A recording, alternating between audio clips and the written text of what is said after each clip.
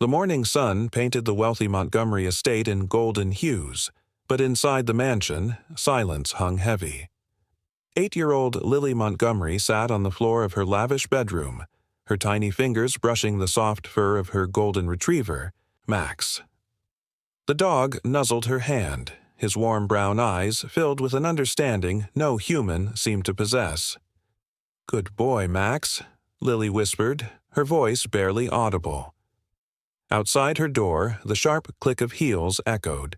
Her stepmother, Victoria, was approaching. Lily's breath hitched. Ever since her father's sudden death 6 months ago, the mansion had become a cage, and Victoria its cold, calculating warden. Victoria Montgomery was a vision of elegance, tall, with razor-sharp cheekbones and a smile that never reached her eyes. She had married Lily's father for his fortune, and now, with him gone, the will's terms were clear. If anything happened to Lily before she turned 18, the entire fortune would go to Victoria. But if the girl lived, the money would be held in trust for her, leaving Victoria with nothing but a pittance.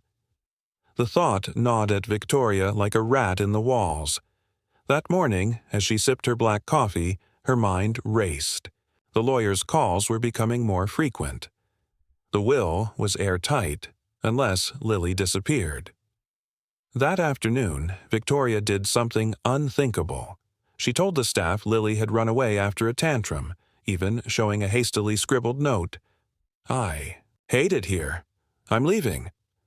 The household was in chaos, maids weeping, the butler calling the police. But no one noticed Victoria's trembling hands or the fresh dirt under her manicured nails. Deep in the forest behind the estate, beneath a twisted oak tree, the earth had been disturbed. Buried just beneath the surface, Lily's small body lay motionless, her breath shallow, her heartbeat fading. Victoria had drugged her, hidden her, and left her to die.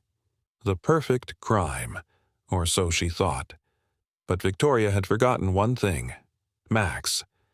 The moment Lily hadn't come home, the dog had gone wild, barking, scratching at the door, his whines piercing the night. When the police dismissed him as a confused pet, Max did the unthinkable. He slipped out unnoticed, his nose to the ground, following a scent only he could trace. The trail led him deep into the forest, to that twisted oak. And there, with paws, bleeding from the effort, Max dug. He dug like his life depended on it, because to him it did. Max's golden fur bristled as he sniffed the air, his wet nose twitching at the faint trace of Lily's scent lingering near the edge of the forest. The mansion was in chaos. Maids sobbing, policemen flashing lights, and Victoria's voice cutting through the noise with practiced distress as she insisted Lily must have run away. But Max knew better. He had seen the way Victoria's fingers had tightened around Lily's wrist the night before, the way she had dragged the drowsy girl outside while whispering harsh words. The dog's instincts screamed danger, and when no one was looking, he bolted through the open gate, his paws pounding against the damp earth as he followed the trail only he could detect. The deeper he ran into the woods, the stronger the scent grew, muddled with something metallic and sour, something that made his fur stand on end. The trees loomed taller, their shadows stretching like skeletal fingers. But Max didn't slow down. He skidded to a stop near an old oak tree, its roots gnarled like veins, and there, beneath a patch of freshly turned soil, the scent was strongest. Without hesitation, Max began to dig, his claws tearing at the dirt, his muscles burning as he pushed deeper, deeper, his whines growing louder with every frantic scoop. The earth gave way suddenly, and then, there, a tiny, pale hand, a flutter of movement. A weak gasp. Lily was alive, but barely. Her body curled in the shallow grave, her eyelids fluttering as cold air hit her face. Max barked wildly, licking her cheeks, nudging her with his snout, refusing to let her slip away. Somewhere in the distance, a shout echoed.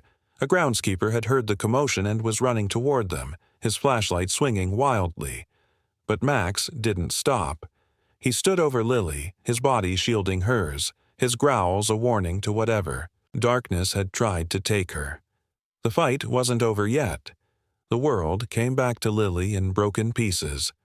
First, the cold, biting into her skin like teeth, then the weight of dirt pressing against her chest, making each breath a struggle.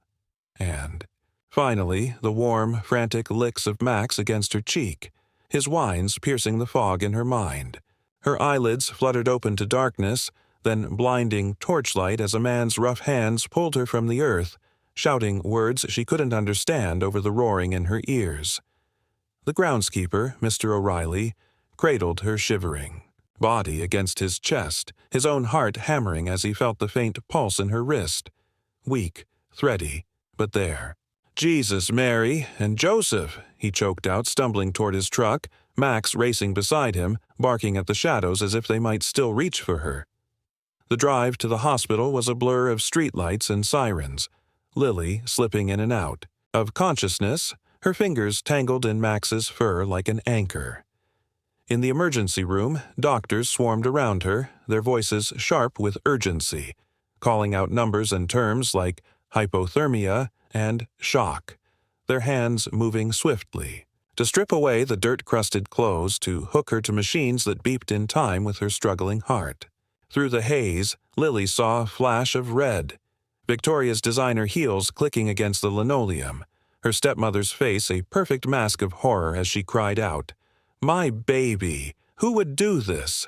Her hands, cold and smooth as porcelain, clasped Lily's, but the girl flinched, a whimper escaping her cracked lips, her body remembering the whispered threat, the hands that had pushed her into the dark.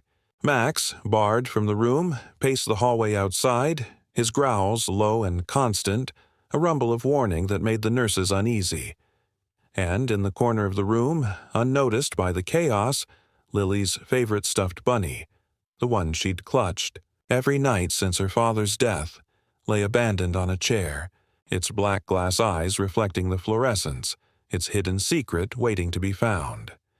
The stuffed bunny sat innocently on the hospital windowsill, its matted fur and one loose button eye giving it a lopsided, mournful expression. The same toy Lily had clung to every night since her father's death, the one she'd whispered her secrets to when the house grew too quiet. No one had paid it much attention when the nurses gathered Lily's belongings. But Detective Reyes, her instincts honed by years of seeing what others missed, picked it up absently, turning it over in her hands. Something shifted inside it. Not just stuffing, but something heavier, something that clicked. Her fingers froze. Beneath the seam, nearly invisible, was a tiny stitching irregularity, the kind made by careful hands trying to hide something. Using a pen from her pocket, she pried the thread loose and the fabric parted to reveal a small, sophisticated voice recorder, the kind wealthy businessmen used for memos, the kind Lily's tech-savvy father might have embedded to capture his daughter's laughter while he was away. But what spilled from the speaker when Reyes pressed play wasn't laughter. It was Victoria's voice, honey-smooth and venomous, saying, "Stop fighting, Lily. It'll be like falling asleep. Just breathe deep, darling." Then the rustle of fabric, a child's muffled sob, the thud of a small body hitting dirt, and, worst of all, the steady, rhythmic shk, shk of a shovel scooping earth. Reyes's blood turned to ice. The timestamp was from the night Lily disappeared. In the hallway outside, Victoria's laughter tinkled like broken glass as she charmed a reporter, her alibi already woven, her performance flawless. But now, clutched in Reyes's shaking hands was proof that could shatter it all. The courtroom erupted in chaos the moment the recording played, Victoria's voice slithering through the speakers like a snake uncoiling, her words, "Just breathe deep, darling," twisting into something monstrous as the shovel sounds followed.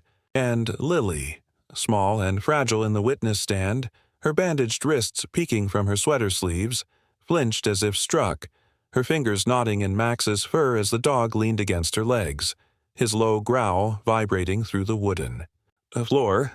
Victoria's lawyer shot up, shouting objections, his face purple with rage, But the judge's gavel came down like a guillotine. Her eyes locked on Victoria, who sat perfectly still, her manicured nails digging into her palms hard enough to draw blood, her mask of elegance cracking as the jury's gasps echoed around her. The prosecutor stalked forward, holding up the bunny with its gutted belly, its recorder glinting under the fluorescent lights, and asked, voice quiet as a blade, sliding from its sheath, "Mrs. Montgomery, did you think a child's toy would bury your secret for you?" Victoria's breath hitched just once before her smile returned, brittle as ice, but the damage was done. The jury saw it, the reporters saw it, the world watching the live stream saw it, and in the back row, Mr. O'Reilly, the groundskeeper, who'd pulled Lily from the earth, clenched his fists as Max's growl deepened, the dog's eyes never leaving Victoria, as if he knew the truth before any of them, as if he'd always known. Then, like a dam breaking, Lily spoke for the first time since the burial, her voice a whisper that silenced the room. "She told me Daddy wouldn't want me anymore." And with those words, Victoria's chair screeched back, her composure shattering as she screamed, "Liar!"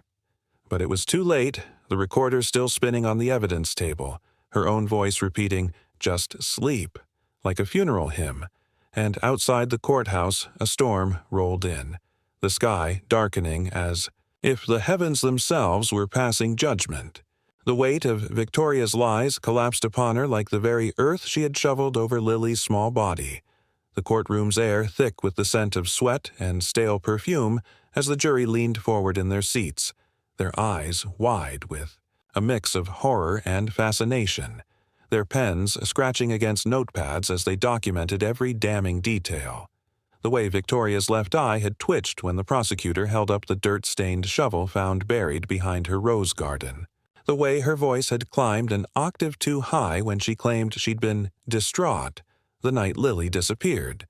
The way her expensive heels had left distinctive triangular prints near the shallow grave, prints that matched exactly the ones forensics had photographed in the damp soil. Lily sat motionless, her tiny frame nearly swallowed by the oversized witness chair, her hands clutching Max's collar as the dog pressed against her, his warm body a shield against the storm of words swirling around them, his occasional low growl. The only protest as Victoria's lawyer spat accusations, trying to paint Lily as a confused child, a runaway, a liar, but then the prosecutor played the final clip from the recorder, the one that made even the bailiff freeze. Victoria's voice, cold and clear, saying, "The will is airtight, but accidents happen every day," followed by a man's nervous chuckle. The family lawyer, who now sat in the back row, sweating through his suit. A gasp tore through the room as the implication settled over them like a shroud. This had been planned, discussed, maybe even rehearsed. Victoria's face drained of color, her carefully constructed facade crumbling as the prosecutor turned to the jury and said softly, "This wasn't a mother's grief. This was the execution." And then, as if summoned by the truth itself, Max suddenly lunged forward, not to attack but to paw at the prosecutor's briefcase, where a single photograph had slipped free, showing Victoria standing over the freshly turned earth, her smile serene, her hands clean, taken by a motion-activated wildlife camera she never knew was there. The silence that followed was so absolute that Lily's whisper, "You hurt me, stepmom," might as well have been a scream. The verdict came down like thunder, guilty on all counts, and as the judge pronounced the sentence that would see Victoria Montgomery spend the rest of her life in prison without the possibility of parole, the courtroom erupted in a cacophony of cheers and sobs, reporters scrambling over benches to capture the moment the once elegant socialite's knees gave way, her designer dress pooling around her like melted wax as two bailiffs hauled her up by her elbows, her perfect hair now a wild tangle, her lipstick smeared across her cheek where she'd bitten through her own flesh in her panic, her screams of, "It wasn't supposed to happen this way," echoing off the marble walls as she was dragged past Lily, who stood small but straight-backed in the aisle, her tiny hand buried in Max's golden fur, the dog's steady presence grounding her as cameras flashed like lightning around them, immortalizing. The moment the broken system had, for once, worked. The moment wealth and beauty and lies had crumbled before the simple, unshakable truth of a child's voice and a dog's loyalty. In the months that followed, the video of Max digging frantically at the earth would go viral, his heroism sparking international outrage and new legislation protecting stepchildren in inheritance disputes, while Lily, now living safely with her kind-eyed aunt in a sunlit cottage by the sea, slowly learned to laugh again, her nightmares soothed by Max's weight at the foot of her bed and the knowledge that some bonds, the real ones, the ones forged in love and dirt and desperate, hope could never be buried. The last image Victoria would ever see of her stepdaughter was burned into her mind from the front page of every newspaper. Lily kneeling in the sand, her arms wrapped around Max's neck, the ocean stretching endless and free behind them, while the headline simply read, "She chose love over gold." And in her cold prison cell, surrounded by the ghosts of her greed, Victoria finally understood the cost of her mistake. Not the loss of fortune, but the loss of something far more precious. The chance, however small, to have been loved by that brave little girl and her extraordinary dog. Subscribe and press the bell icon so that you never miss the amazing video.